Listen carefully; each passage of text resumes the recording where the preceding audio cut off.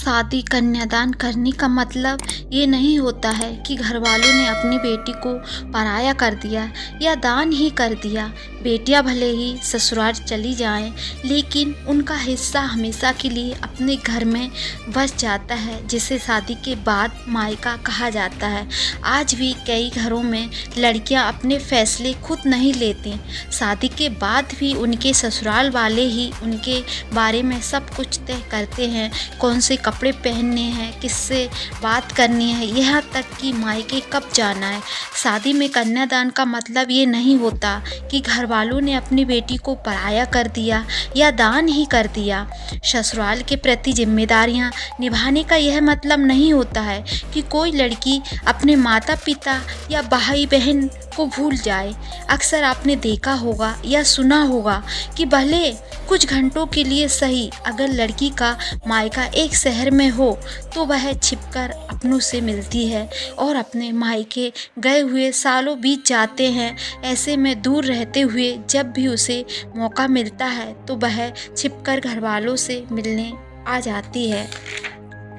शायद आपको लगे कि इस ज़माने में ऐसा कौन करता है, तो यह जानकर हैरानी होगी कि आज भी ऐसे लोग हैं जो पुराने ख्यालातों वाले होते हैं, जिनके घर की महिलाओं के लिए पाबंदियां होती हैं, जिनके बिना मर्जी और बिना परमिशन के बहुएं मायके नहीं जा सकती।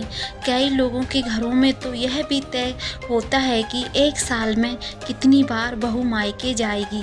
बड़े शहरों की बात तो छोड़ दीजिए, कभी छोटे शहर और गांव की तरफ नज़र घुमाइए, तब पता चलेगा कि सारी दुनिया वैसी नहीं है जैसा हम सोचते हैं। आज ऐसी लड़की की कहानी मैं आपको बता रही हूँ। नीरू की शादी हुई 1 साल से अधिक हो गया, लेकिन वह मायके नहीं आ पाई थी।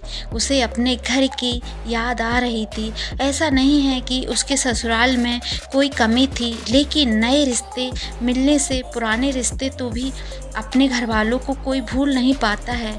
क्या वह माँ को फ़ोन पर बात करती है, मम्मी घर आना है मुझे, सबकी याद आती है, मैं सबको बहुत मिस करती हूँ। लेकिन नीरू की मम्मी जब भी उसकी सासू माँ से उसे घर बुलाने की बात करती है तो वह कोई ना कोई बहाना बनाकर मना कर देती है, क्योंकि वह बहुत ज़्यादा पाखंडी विचारधारी वाली महिला थी।